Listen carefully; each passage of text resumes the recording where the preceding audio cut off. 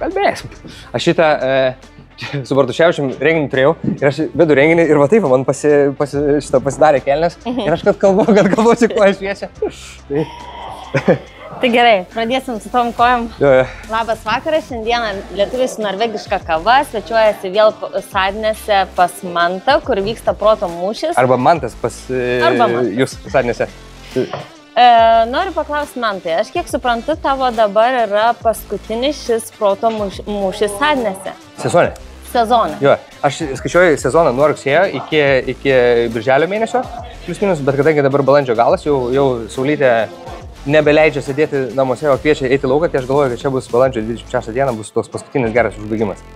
Ir tu dar kada atvyksi pas mus į Sadnėsą? Turi planų? Aš galvoju, kad aš planuoju arba rugsėjo vidury atvykti, arba rugsėjo gale tik tai.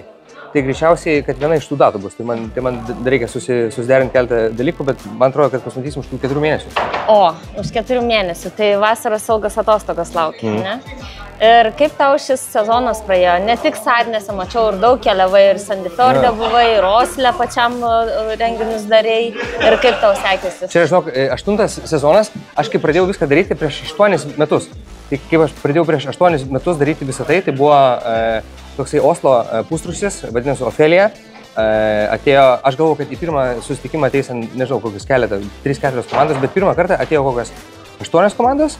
Tada šiek tiek mažiau, o paskui viskas kilo, kol 8 sezoną, labai mes produktyviai, taip sakyčiau, labai gerai taip sutinkam. Vat Osle daug žmonių ateina, Osle tikrai daug žmonių, ten kartais būna 35, 36, 37 komandos, kas kart 6 žmonės.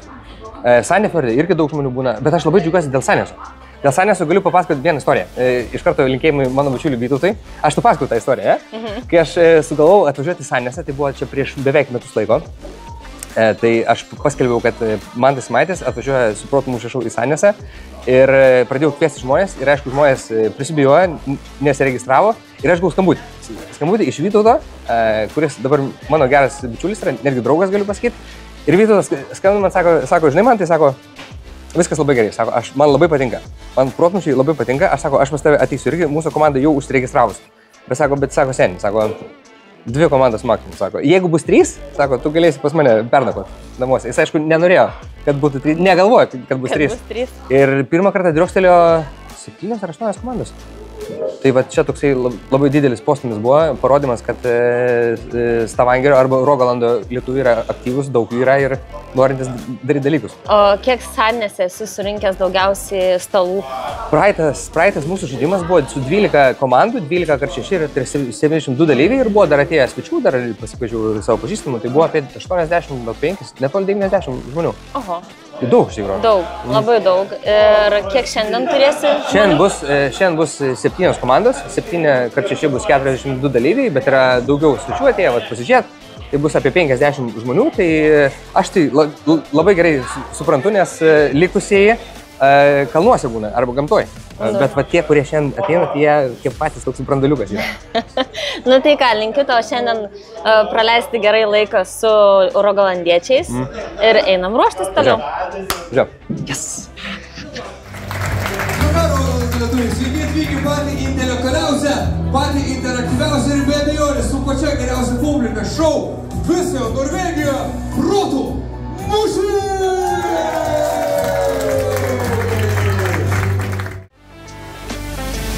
Matau, kad yra susibūrusi nauja komanda. Tikrai taip. Ir pirmą kartą dalyvauja. Pirmą kartą. Ir kaip jūs sugalvojote suburti šitą komandą? Nesugalvojom, mes tiesiog atėjom. Nėra čia ką galvoti, yra renginys, reikia eiti. Aš senai jau čia bebuvau, tai kaip jums sekėsi visą šitą laiką? Visą laiką buvo čia ar ne, kaip Mantas atvažiuodavo? Mes pirmą kartą dalyvavom Helovyno protmušį, o paskui, kai buvo sekantis, negalėjom sudalyvauti, tai čia dabar bus mūsų antras dalyvavimas. Tai su norvegiška kava gali pagaliau pakalbinti ir Editą Riautinę, kuri remia lietuvių podcastą Rogalande. Bet šiandieną tu esi ne tik podcast'e ir gal kažkada ateisi, bet šiandieną esi proto mūšį. Kaip sugalvojai būtent padėti Mantui su dovanomis? Pati pasisiūliau, pati parašiau jam, kad dar labiau papuoščiau Rogalando lietuvaičius. Ne pats man tas tau parašė. Pirmą kartą aš. Paskui jau po sekančius kartu jisai jau kreipėsi, bet patį pirmą kartą aš. O pati dalyvauji protų mūšį? Dar kol kas ne. O aš šiandien esu pasipuošusi ir Editas auskarais, ir papuošalą ant kaklo. Kaip šiandien jums sekasi? Puikiai sekasi, labai gera šiandien nuotaika visų ir labai geras vaibas prie stalo.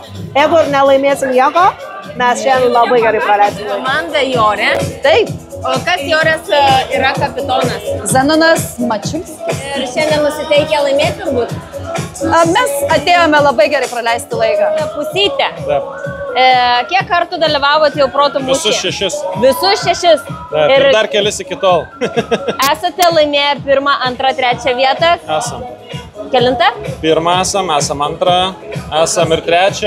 Realiai ir 4 esam. Buvom Nuopolyje. Aš noriu labai trumpai jums pasakyti, kad tai, kas vyksta protų mūšio šou Sanėse, yra tikrai labai unikalus dalykas. Nes jūsų ateina čia nuo 40 dalyvių iki beveik 90 dalyvių. Tai ponas ir ponai, jeigu kartais jaučiate, kad gyvendami Rogalandė, gyvendami Stavagery, Sanėse, Brynė ar kitose miestelėse, jūs neturite žmonių, su kuriais galėtumėte normaliai paskalbėti apie tikrai įdomius dalykus, galėtumėte nueiti, išsimaudyti į jūrą, dalyvauti šokiuose, prisijungti prie Jorės ar dar kitų dalykų, ateikite į protų mūšio šou, nes čia susirenka tikrai unikalūs lietuviai gyvenantis Rogalande. Ponas ir ponai, protų mūšio šou Rogalande laukia jūsų visų išskėstomis rankomis. Iki. Tai kaip buvo su to klausimu, kur dėl kalėjimo? Kažkada perskaičiau straipsnį apie tai, kad daugiausia kitataučių Norvegijos kalėjimuose yra lietuvių. Kokia gėda pagalvojau, taip ir užstrigo. O tas kitas klausimas, kur buvo? Vienintelis dalykas iš vaikystės galvoje likęs, kur negalima žiūrėti tiesiogiai, yra saulės užtemimas. Tai logiška. Visi eina, dalyvauja, o kodėl tu užklausėse sėdi? Dėl to, ką mes smagiau stebėti žmonės, nei pačiam dalyvauti. O pats daug atsakymų atsakėjau? Nemažai. Nemažai? Rašaisi į lapelį ar atminti? Ne, čia kolegės rašai lapelį, mes dalinamės atsakymai. Supratau. Tai ir toliau rašyk ant lapelį. Stengsime. Kapitono, kuris šiandien laimėjo 1 vietą. Taip. Tai prieš kiek laiko ta 1 vieta buvo? 1 kartą, 1 žaidimą ir dabar 6. Paskutinis šį sezoną. Jo. Ir kuris buvo toks sunkiausias klausimas? Turbūt apie krepšinį gal buvo sunkius. Jo. Apie krepšinį? Jo, morališkai sunkus. O apie mišrainę turbūt buvo pats lengviausias? Jo, nes mes iškart po pirmo, kai bulvę atsakėm, aš sakau, čia bus balta mišrainė ir akurat. O įdomiausias klausimas gal kas buvo? Buvo įdomus tas apie kalinius. Kaip galvoji, ar man tas sunkius klausimus parenka, ar lengvus, per daug lengvus? Visaip jam pasiseka. Būna ir lengviau, ir sunkiau. Tai dar kartą sveikinu su 1 vieta ir susitiksim kitą sezoną. Būtinai. Ir linkiu visiems gerų atostogų. Aš irgi.